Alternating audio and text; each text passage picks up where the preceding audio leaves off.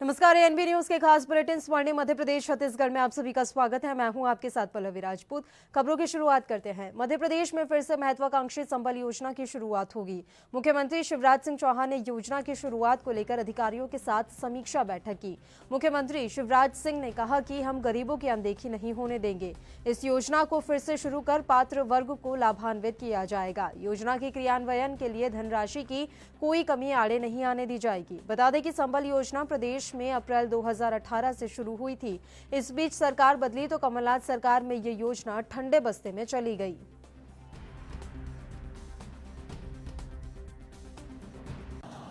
देश के संसाधनों पे सबका अधिकार है, गरीबों का भी है, जो मैंने बनाते समय मेरे दिमाग में।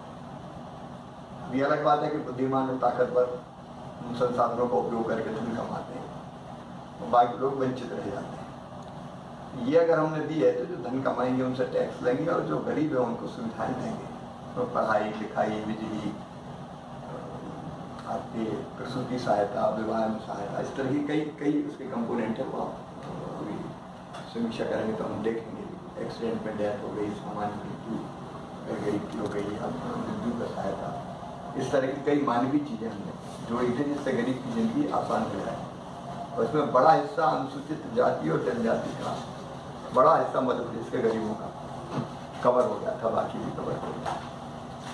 मैं ये चाहता हूँ कि इस योजना को हम तत्काल पूरे प्रभाव से लागू करें। ये आज की बैठक का उद्देश्य है, ताकि गरीबों को जो मदद हम करते थे, जो हम सहायता करते थे, वो फिर से पात्र जो है गरीब कल्याण योजना में या संबल योजना में, उनको हम लाभ देना आरंभ कर सकें। आज उसकी समीक्षा, उसकी आगे की योजना, मुझे लगा कि इस समय ये और ज़रूरी है जब लोग परेशान हैं, मजदूरी नहीं मिल रही है, लॉकडाउन के कारण स्थिति और खराब है, तो इस तरह की योजनाएं उनको अब ताकत देगी। इसलिए ढंग से इम्प्लीमेंट करने का ये सही समय है, ये इसकी पूरी भूमिका है। और इस खबर पर ज्यादा जानकारी के साथ भोपाल से हमारे संवाददाता सुनील इस समय फोन लाइन पर जुड़े हुए हैं। सुनील, पूरी जानकारी हम आपसे चाहेंगे। संबल योजना की एक बार फिर शुरुआत होने वाली है, कब से ये योजना शुरू होगी और इस योजना के बारे में पूरी जानकारी। आपको बता दूं, यह योजना कमलनाथ सरकार में बंद हो चुकी थी, लेकिन अभी जैसे ही मुख्यमंत्री शिवराज सिंह चौहान बने तो इन्होंने आज एक संबोधन किया और एक इस योजना को लागू करने के लिए उन्होंने बताया कि ये योजना अब फिर से शुरू होगी और इससे गरीबों को कहीं ना कहीं लाभ पहुंचेगा इस संबल योजना के तहत। जी सुनील, ये संबल योजना किस तरह से पात्रों को लाभान्वित करती है, पूरी जानकारी आपसे चाहेंगे। जी देखिए, मैं आपको बता दूं, यह जो ये योजना है, यह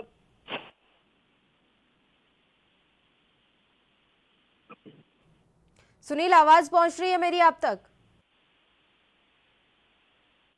सुनील से हमारा संपर्क टूट गया है। तो मध्य प्रदेश में फिर से महत्वाकांक्षी संबल योजना की शुरुआत होगी। मुख्यमंत्री शिवराज सिंह चौहान ने योजना की शुरुआत को लेकर अधिकारियों के साथ समीक्षा बैठक की। मुख्यमंत्री शिवराज सिंह ने कहा कि हम गरीबों की अनदेखी नहीं होने देंगे।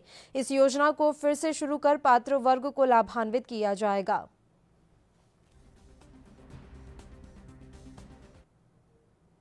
मध्य प्रदेश में जबलपुर के मेडिकल कॉलेज अस्पताल के आइसोलेशन वार्ड से भागे कोरोना वायरस पॉजिटिव बंदी जावेद खान को पुलिस ने नरसिंहपुर के मदनपुर में गिरफ्तार कर लिया। जानकारी के मुताबिक अस्पताल से भागने के बाद वो ट्रक से राजमार्ग तक गया और वहां से बाइक चोरी करके इंदौर की तरफ भाग रहा था। तभी चेकिंग कर रही पुलिस ने उसे पकड़ा और गिरफ्तार कर लिया। बता दें कि जावेद रविवार शाम 4 बजे भागा था। सुरक्षा में तैनात पुलिस के 4 जवान इससे बेखबर रहे, जिसके बाद इन चारों जवानों को सस्पेंड कर दिया गया।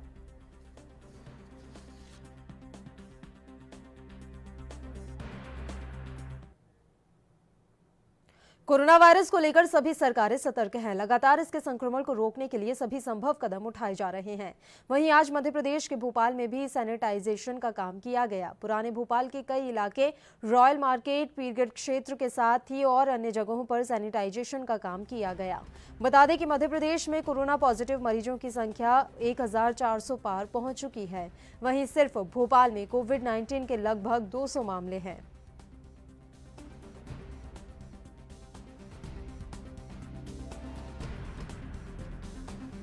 कोरोना वायरस को लेकर सभी सरकारें सतर्क हैं। लगातार इसके संक्रमण को रोकने के लिए सभी संभव कदम उठाए जा रहे हैं।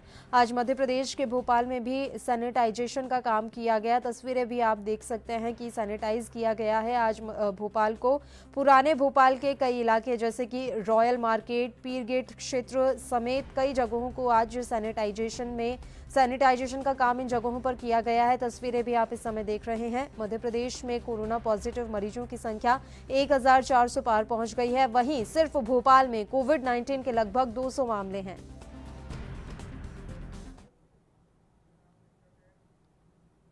मध्य प्रदेश के आदिवासी बाहुल्य जिले डिंडोरी में कोरोना वायरस से पीड़ित पहला मामला सामने आया है। जिले के करंजिया विकासखंड मुख्यालय के इंदिरा कॉलोनी निवासी की जांच रिपोर्ट पॉजिटिव आने से प्रशासन सक्रिय हो गया है। जानकारी के मुताबिक 3 दिन पहले ही 14 वर्षीय किशोर को करंजिया में बनाए गए छात्रावास क्वारंटीन सेंटर में रखा गया था। 18 अप्रैल को सैंपल जांच के लिए जबलपुर भेजा गया था। अब किशोर की रिपोर्ट पॉजिटिव आने से कलेक्टर, एसपी सहित प्रशासनिक अमला स्वास्थ्य कर्मियों के साथ करंजिया पहुंच गया। वहीं आसपास की 3 किलोमीटर की सीमा को पूरी तरीके से सील कर दिया गया है। वैसे आपको बता दें कि डिंडोरी में कोरोना वायरस का ये पहला मामला सामने आया है। जिले के करंजिया विकासखंड मुख्यालय के इंदिरा कॉलोनी निवासी की जांच रिपोर्ट पॉजिटिव आने से अब प्रशासन भी सक्रिय हो गया है। जानकारी के मुताबिक 3 दिन पहले ही 14 वर्षीय किशोर को करंजिया में बनाए गए छात्रावास क्वारंटीन सेंटर में रखा गया था। 18 अप्रैल को सैंपल जांच के लिए जबलपुर भेजा था। अब किशोर की रिपोर्ट पॉजिटिव आने से कलेक्टर, एसपी सहित प्रशासनिक अमला स्वास्थ्य कर्मियों के साथ करंजिया पहुंच गया है। वहीं आसपास की 3 किलोमीटर की सीमा को पूरी तरीके से सील कर दिया गया है।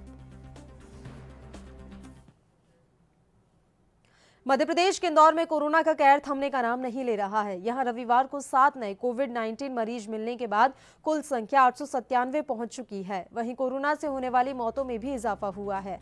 रविवार को हुई 4 मौतों के बाद कुल मौतों का आंकड़ा बढ़कर 52 हो गया। इंदौर के सीएमएचओ डॉक्टर प्रवीण जाड़िया ने इसकी पुष्टि की। कल जो रिपोर्ट आई थी उसमें से 7 पॉजिटिव आई थी और उसके बाद अपने ज़िले का टोटल जो आंकड़ा है वो 897 तक पहुंच गया है। सर कुल कितने सैंपल्स जांच के लिए भेजे गए? कल 233 सैंपल इंदौर जिले की जांच को भेजे गए थे, जिसमें 38 सैंपल का टेस्ट लगा था और उसके बाद की संख्या मैंने आपको बताई थी 897 पे हम लोग पहुँच गए हैं। 7 इंदौर के पॉजिटिव थे, बाकी अन्य जिलों के भी पॉजिटिव थे। सर मौत का आंकड़ा क्या है?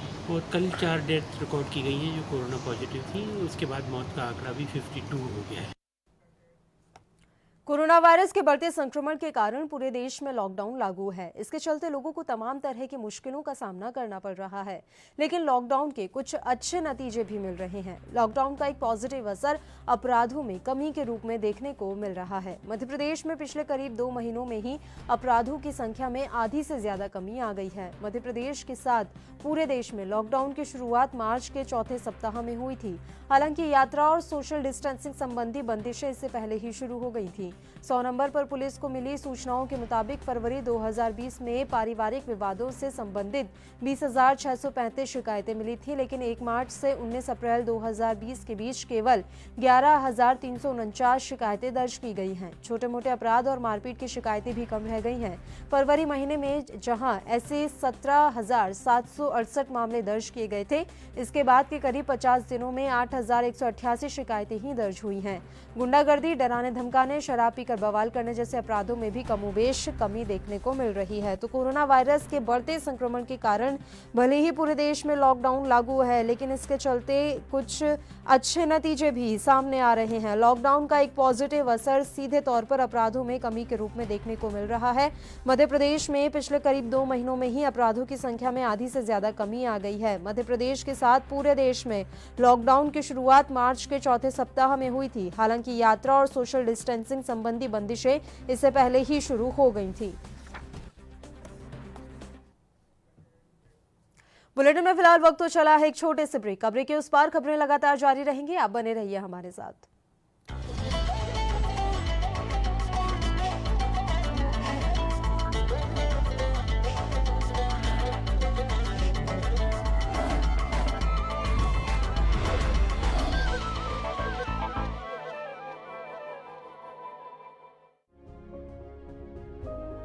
साथियों, कोरोना वैश्विक महामारी से बनी स्थितियों के बीच केंद्र और देश भर की राज्य सरकारें तेजी से काम कर रही हैं। नमस्कार, मेरा नाम प्रियंका है।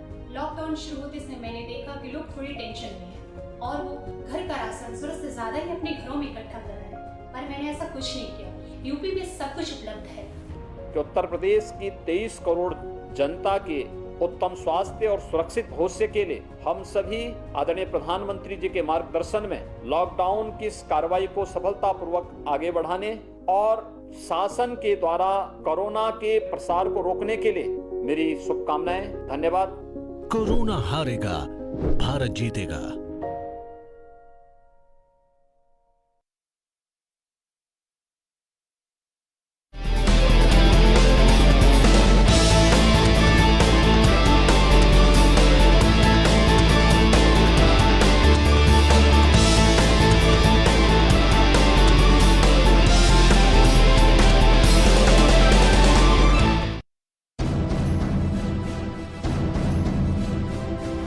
हर खबर का मतलब अहम खबर नहीं,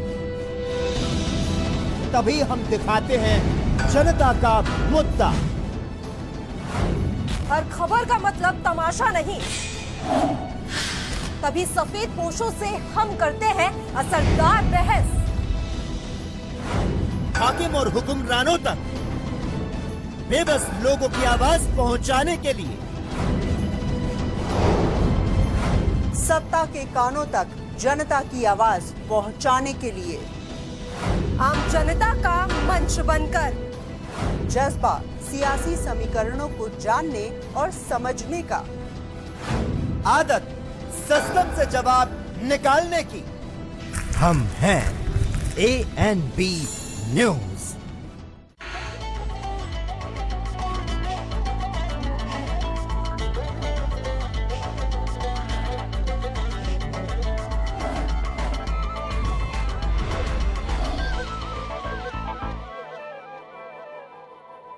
ब्रेक के बाद एक बार फिर से आप सभी का स्वागत है। बढ़ते हैं खबरों की ओर। छत्तीसगढ़ में 72 घंटों के सख्त लॉकडाउन के बाद आज रायपुर में लोग सड़कों पर नजर आए। सब्जी और किराना दुकानों को खोला गया। दोपहर बाद तक कुछ भीड़ कम जरूर हुई, मगर लॉकडाउन के अन्य दिनों के मुकाबले बाजार में भीड़ ज्यादा नजर आई। जिन इलाकों से अब तक शहर के मुख्य बाजारों तक आने के लिए लोगों को पुलिस की सख्त चेकिंग से होकर गुजरना पड़ रहा था, वहां आवागमन आसानी से होता दिखा। इस बीच मुख्यमंत्री भूपेश बघेल ने ट्विटर के जरिए बताया कि राज्य में पिछले 72 घंटों में कोविड-19 का कोई नया केस सामने नहीं आया है। जल्द ही राज्य ग्रीन जोन बनेगा और आम जनजीवन पहले की तरह सामान्य होगा। तो छत्तीसगढ़ में 72 घंटों के सख्त लॉकडाउन के बाद आज रायपुर में लोग सड़कों पर नजर आए। सब्जी और किराना दुकानों को खोला गया। दोपहर बाद तक कुछ भीड़ कम जरूर हुई, लेकिन लॉकडाउन के अन्य दिनों के मुकाबले बाजार में भीड़ ज्यादा नजर आई। जिन इलाकों से अब तक शहर के मुख्य बाजारों से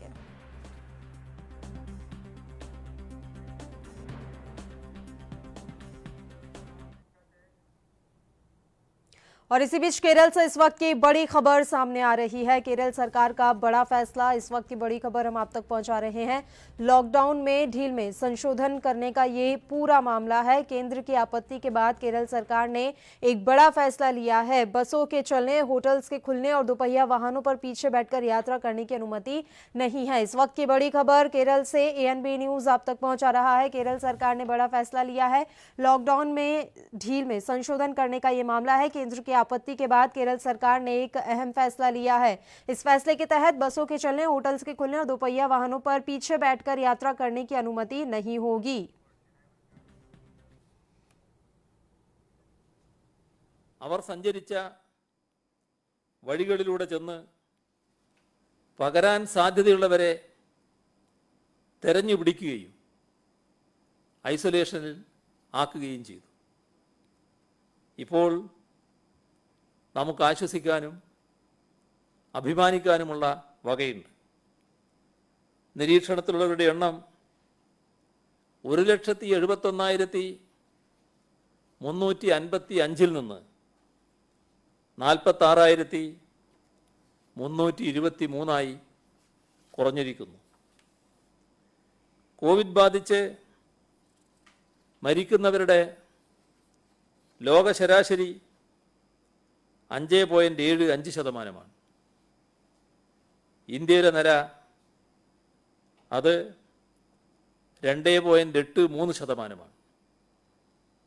കേരളത്തിലേത് 0.58%. ജനസംഖ്യാടിസ്ഥാനത്തിൽ ഏറ്റവും കൂടുതൽ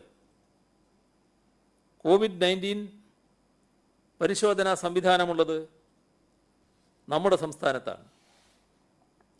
കോവിഡ് ടെസ്റ്റിംഗ് കിയോസ്ക് രാജ്യത്താദ്യം സ്ഥാപിച്ചത് ഇവിടെയാണ്. രാജ്യത്ത് പ്ലാസ്മ തെറാപ്പി ആരംഭിക്കുന്നത് കേരളമാണ്. നമുക്ക്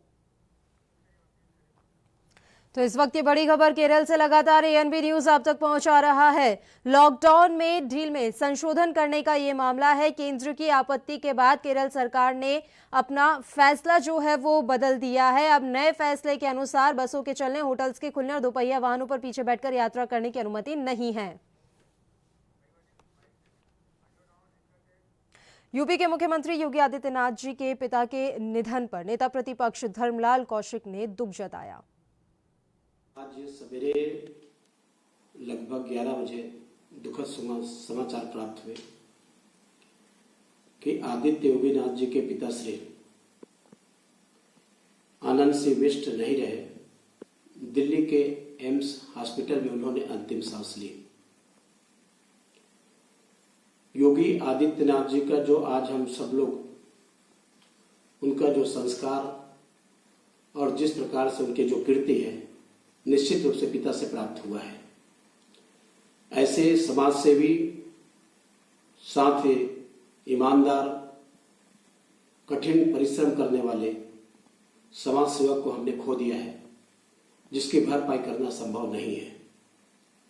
ऐसे अवसर पर मैं आनंद सिंह बिष्ट जी को विनम्र श्रद्धांजलि अर्पित करता हूं। साथ ही असह्य इस दुख के घड़ी में परिवार को सहन करने की क्षमता प्रदान करें, मैं ईश्वर से कामना करता हूं। ओम शांति। बालाघाट जिले में आवागमन बंद होने से हजारों किलोमीटर की पदयात्रा करते हुए अपने घरों की ओर आ रहे मजदूरों को जिले की सीमाओं पर ही रोककर क्वारंटीन किया गया। और इसकी जानकारी मिलते ही पूर्व कैबिनेट मंत्री प्रदीप जायसवाल ने सरकारी स्कूल में जाकर क्वारंटीन किए गए मजदूरों का हालचाल जाना और ग्रामीणों को लॉकडाउन का पालन कड़ाई से करने के लिए कहा। वहीं जायसवाल ने कोरोना रिलीफ फंड के माध्यम से मजदूरों के भोजन की उचित व्यवस्था की और आगे भी मजदूरों को कोई दिक्कत न हो इसका भी खास ख्याल रखने की बात उनकी ओर से कही गई है। तो बालाघाट की हम यहां बात कर रहे हैं, जहां हजारों किलोमीटर की पदयात्रा करते हुए अपने घरों की ओर आ रहे मजदूरों को जिले की सीमाओं पर ही रोककर क्वारंटीन किया गया है। इसकी जैसे ही जानकारी पूर्व कैबिनेट मंत्री प्रदीप जायसवाल को लगी तो वे तुरंत सरकारी स्कूल पहुंचे और वहां जाकर क्वारंटीन किए गए मजदूरों का हालचाल लिया और ग्रामीणों को लॉकडाउन का पालन कड़ाई से करने के लिए कहा। वहीं जायसवाल ने कोरोना रिलीफ फंड के माध्यम से मजदूरों के भोजन की उचित व्यवस्था की और आगे भी मजदूरों को कोई दिक्कत न हो इसका भी खास ख्याल रखने की बात कही।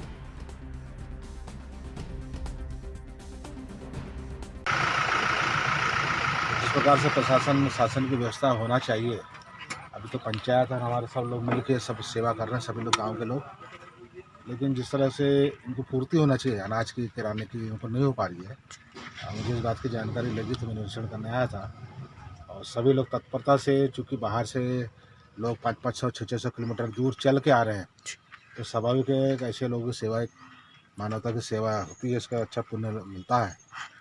और मुझे प्रशंसा है कि बुद्धविदा के सभी लोग, सरपंच, सचिव और हमारे जितने कार्यकर्ता हैं, सभी लोग उनकी बड़े निष्पक्ष भाव से सेवा कर रहे हैं। खाना पिलाना, नाश्ता, सोने की व्यवस्था, उसमें अन्य कुछ कमी थी, आज मैंने चावल दाल की व्यवस्था यहाँ पर कर दिया है और भविष्य में कुछ लगेगा और भी। आज तक में 50 किलो चावल, 20 किलो दाल दी है और ऐसा कहीं लगेगा तो तेल, किराना और जो भी लगेगा उसकी पूर्ति यहाँ पर करेंगे, ताकि जो लोग बाहर से आ रहे हैं तो उनको कम से कम जब तक यहाँ पर हैं उनकी उचित व्यवस्था होनी चाहिए। बैतूल में कांग्रेस विधायक निलय डागा का वीडियो सोशल मीडिया पर जमकर वायरल हो रहा है। बताया जा रहा है कि बैतूल विधायक निलय डागा का ये वीडियो 15 अप्रैल की रात का है, जब वे गरीबों में बांटने वाले राशन के पैकेट ट्रक में लोड करवा रहे थे। उनका कहना है कि उस समय कार्यकर्ता थक चुके थे तो विधायक ने खुद ट्रक में पैकेट लोड करवाए।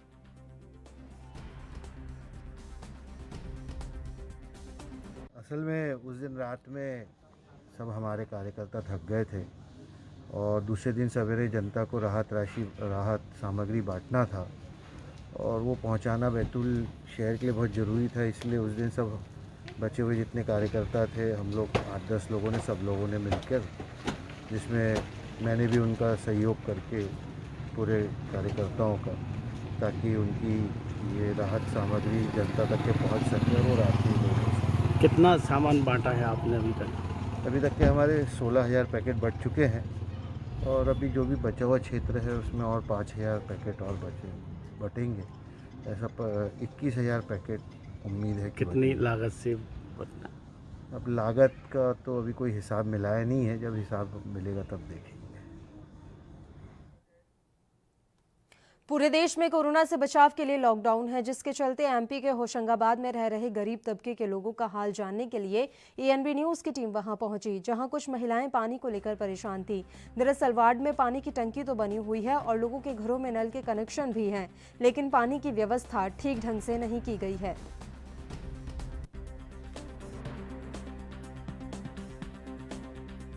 नगर पालिका के लोगों ने कुछ भी नहीं किया। सबसे बड़ी समस्या तो ये टंकी की है, जो कि ये भराती है और पूरा रोड हमारे लोगों का खराब हो जाता है, जहाँ से आना जाना सब हम लोगों का, बच्चों का सब कीचड़ में भरते हैं।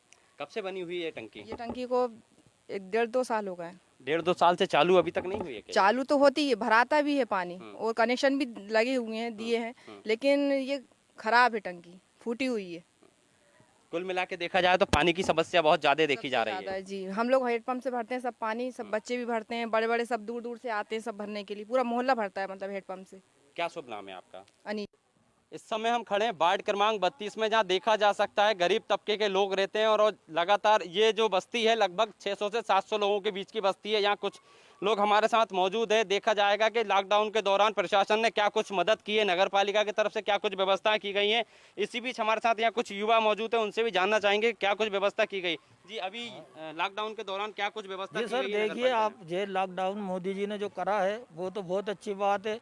क्या है कि आदमी घर में रहेगा तो बीमारी आ नहीं पाएगी, बीमारी से भी दूर रहेगा। सोशल डिस्टेंसिंग का भी पूरा ख्याल रखा जा रहा है, मोहल्ले में भी दूसरे मोहल्ले के लोगों को रोका जा रहा है कि मतलब ये संक्रमण नहीं फैल पाए।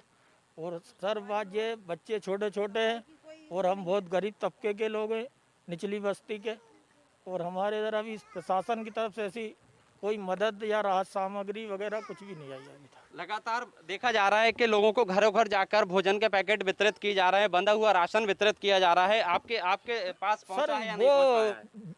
पैकेट तो बांटे जा रहा है, मगर कुछ लोगों को दिया जा रहा है, कुछ को नहीं दिया जा रहा है। नगर पालिका द्वारा सैनिटाइज बस्ती की जा रही है, नहीं की जा रही? नहीं, नगर पालिका तरफ से भी कोई मतलब ऐसी कोई सुविधा नहीं दी गई अभी तक। कुछ सैनिटाइज किए हैं?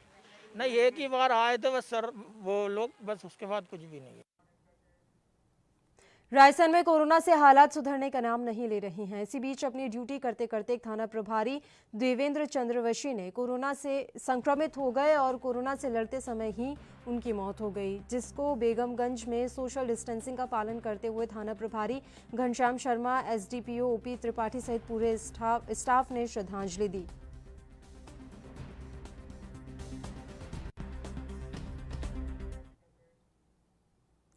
कोरोना ने समूचे इंदौर की मुश्किलें बढ़ा दी हैं। ऐसे में जेल में बंद कैदियों पर भी अब कोरोना का साया मंडरा रहा है। दरअसल इंदौर की सेंट्रल जेल में बंद 4 कैदियों की रिपोर्ट पॉजिटिव आने के बाद जेल प्रशासन अलर्ट पर है और जेल में एहतियात के तौर पर कदम उठाए जा रहे हैं। बता दें कि हाल ही में सेंट्रल जेल के 7 बंदियों में कोरोना संक्रमण के लक्षण पाए गए थे, जिसके बाद उन्हें इलाज के लिए भेज दिया गया था और रिपोर्ट आने के बाद जेल प्रशासन को पता चला कि 7 में से 4 कैदी कोरोना पॉजिटिव हैं। वहीं एक की रिपोर्ट नेगेटिव आई है। इसके अलावा 2 अन्य कैदियों की रिपोर्ट आना भी बाकी है। उप जेल अधीक्षक लक्ष्मण सिंह भदौरिया की माने तो एहतियात के तौर पर प्रत्येक कैदी की जांच भी करवाई जा रही है। वहीं जेल में एक अलग वार्ड भी बनाया गया है। दरअसल चंदन नगर थाना क्षेत्र में हुए पथराव में आरोपी की पॉजिटिव रिपोर्ट आने के बाद जेल वार्ड में बंद 97 कैदियों और 16 कर्मचारियों के सैंपल लिए गए थे, जिसमें 4 नए कैदी संक्रमण का शिकार हुए हैं। इधर जेल में संक्रमण फैलता देख पूरी जेल लॉकडाउन है और सोशल डिस्टेंसिंग का पालन भी कड़ाई से कराया जा रहा है। केंद्रीय जेल इंदौर में कोरोना को लेकर एक बहुत ही सतर्क हम लोग थे, सभी प्रशासन सतर्क था। शहर में चूँकि एक कोरोना से कई पॉजिटिव केस आ रहे थे। एक जावेद करके NSA में बंदी था जो कल जबलपुर से फरार हो गया था, रात्रि में पकड़ा गया। उस बंदी का पिता जेल में 8 तारीख को प्रवेश किया और जब जावेद के पॉजिटिव होने का हमें जानकारी प्राप्त हुई तो हम लोगों ने उसका टेस्ट करवाया और वह कोरोना पॉजिटिव पाया। तो इसी तरह से कुछ अन्य बंदियों का हमारे जेल चिकित्सक डॉक्टर मल्होत्रा सर ने उनका परीक्षण किया, तो परीक्षण करने में इनके गले में इन्फेक्शन था और हल्का सर्दी जुकाम बुखार था। उनको MIH भेजा, जहाँ पर 7 लोगों को भर्ती किया गया था। 7 में से 5 लोगों की रिपोर्ट्स आ गई है, एक नेगेटिव पाया है और 4 पॉजिटिव आज और पाए गए। मध्य प्रदेश में जबलपुर के मेडिकल कॉलेज अस्पताल के आइसोलेशन वार्ड से भागे कोरोना वायरस पॉजिटिव बंदी को पुलिस ने नरसिंहपुर के मदनपुर में गिरफ्तार कर लिया। जानकारी के मुताबिक अस्पताल से भागने के बाद वो ट्रक से राजमार्ग तक गया और वहां से बाइक चुराने की कोशिश कर रहा था। तभी चेकिंग कर रही पुलिस ने उसे पकड़ा और गिरफ्तार कर लिया। जावेद रविवार शाम 4 बजे भागा था। सुरक्षा में तैनात पुलिस के 4 जवान इससे बेखबर रहे। इन चारों जवानों को सस्पेंड कर दिया गया है। जावेद की गिरफ्तारी पर 50,000 रुपए का इनाम घोषित किया गया था। मरीज जिस वार्ड से फरार हुआ है उसके बाहर ताला लगा रहता है। सूत्रों की माने तो वार्ड के दरवाजे पर ताला टूटा पाया गया। आशंका जताई जा रही है कि मरीज को भागने में बाहर से मदद पहुंचाई गई। बताया जा रहा है कि सुरक्षा के लिहाज से पुलिस कर्मियों को आइसोलेशन वार्ड से दूर रहने के निर्देश मिले थे, जिसका फायदा उठाकर मरीज भाग गया। आज सुबह करीब 7:30 बजे नरसिंहपुर ज़िले में मदनपुर बॉर्डर में थाना तेंदुखेड़ा अंतर्गत कल जो एक आरोपी रासू काका और जो कोरोना पॉजिटिव था जावेद, उम्र करीब 30 साल, रहवासी इंदौर का, उसको टीम द्वारा पकड़ लिया गया है। ये जो टीम है ये मदनपुर बॉर्डर पर प्रशासन और पुलिस की संयुक्त टीम थी। इसमें करीब 9 लोग वहाँ पर उपस्थित थे। ये जानकारी में आया है कि ये जावेद जो है ये कल जबलपुर से निकला, भागा वहाँ से मेडिकल कॉलेज से और एक ट्रक के ज़रिए ये राजमार्ग तक आया और राजमार्ग से फिर ये पैदल मदनपुर की तरफ गया। वहाँ इसने एक बाइक चुराने की कोशिश की और प्रशासन और पुलिस की टीम ने बहुत ही मुस्तैदी के साथ, बहादुरी के साथ उसको पकड़ लिया है। हमने जबलपुर पुलिस को इन्फॉर्म कर दिया है, उनकी टीम यहाँ आके उसे अरेस्ट करने के लिए आ रही है। साथ ही में IDSP के जो नरसिंहपुर कोऑर्डिनेटर है उनको भी डिस्पैच कर दिया कि जितने भी कॉन्टैक्ट उनके पास आए हैं, इस पेशेंट के साथ संपर्क में आए हैं इस जिले के, उन सबको क्वारंटीन कर दिया जाए, आइसोलेट कर दिया जाए और उनकी टेस्टिंग हो आने वाले दिनों में। हाँ, ये खबर सही है। आज सुबह करीब 7:30 बजे के आसपास जो है जावेद, जो कि जबलपुर से फरार हुआ था, कोरोना पॉजिटिव था, NSA का मुजरिम था। इस व्यक्ति को मदनपुर चेक पोस्ट पर जो है हमारी चेक पोस्ट की जो टीम है उसने पूरी सजगता से काम करते हुए इसको पकड़ा है। सर, जिस गाड़ी से वो आया था, आयसर वाहन है बताया जा रहा है सर, तो क्या जो वाहन चालक और क्लीनर है उसको भी क्वारंटाइन किया गया है? अभी जो बात हमारी उसके साथ हुई है, जावेद के साथ, जावेद ने बताया कि वो क्लीनर और ड्राइवर के संपर्क में सीधा नहीं आया था। उन्होंने उससे नीचे से बात की थी। इसके बाद वो पीछे जो ट्रक में खाली जगह थी उसमें वो बैठ के गए थे और बीच में रास्ते में उन्होंने उतार दिया था। आयशर के हालांकि नंबर की और कौन लोग कर रहे हैं उसकी अभी पहचान नहीं हुई है। मध्य प्रदेश की उज्जैन पुलिस अब शहर में पेट्रोलिंग करने के लिए 13 पेट्रोलिंग पार्टी का गठन किया है, जो गाड़ियों के माध्यम से शहर पर नजर रखेंगी। प्रत्येक सेक्टर में क्वारंटीन चेकिंग पार्टी घूमेगी, जो क्वारंटीन किए गए लोगों पर विशेष निगरानी रखेगी। उज्जैन पुलिस ने निगरानी रखने के लिए एक नया तरीका निकाला है। 13 ऐसी पेट्रोलिंग गाड़ियां तैयार की हैं जो पूरे शहर में भ्रमण करेंगी। एडिशनल SP अमरेंद्र सिंह ने बताया कि यह गाड़ियां पूरे शहर में दौड़ेंगी। कोने कोने पर निगरानी रखने के लिए पूरे शहर को 10 सेक्टर में बांटा गया है। प्रत्येक सेक्टर में क्वारंटीन चेकिंग पार्टी घूमेगी, जो क्वारंटीन किए गए लोगों पर विशेष निगरानी रखेगी और कंटेनमेंट एरिया में 2 सर्विलांस टीमें लगातार घूमती रहेंगी। पूरे शहर को सर्विलांस टीम द्वारा विशेष निगरानी कैमरों के माध्यम से रखी जा रही है। यदि कोई व्यक्ति जिला प्रशासन और पुलिस प्रशासन के नियम का विरोध करता है तो उसके विरुद्ध उज्जैन पुलिस कार्रवाई करने में जरा भी संकोच नहीं करेगी। उज्जैन में पुलिस महानिरीक्षक महोदय, DIG महोदय और SP महोदय के मार्गदर्शन में 2 प्रकार की नई पार्टीज का गठन किया गया है। इसमें से एक क्वारंटाइन चेकिंग पार्टी है, दूसरा कंटेनमेंट एरिया सर्विलेंस टीम्स हैं। इसमें ऐसे लोग जो कहीं ना कहीं क्वारंटीन है, जैसे उज्जैन में लगभग 1261 लोग क्वारंटीन में हैं, उसमें से कुछ होम क्वारंटीन में, इसके अलावा कुछ क्वारंटीन सेंटर्स में भी है। ये लोग जो जितने भी क्वारंटीन किए गए व्यक्ति हैं वो नियमों का पालन कर रहे हैं कि नहीं, इसके लिए ये जो क्वारंटीन टीम्स हैं वो जगह। स्वर्णिम मध्य प्रदेश छत्तीसगढ़ में फिलहाल के लिए इतना ही। मुझे दीजिए इजाजत। देश प्रदेश की तमाम ताज़ा और अहम खबरों के लिए आप देखते रहिए ANB न्यूज़। नमस्कार।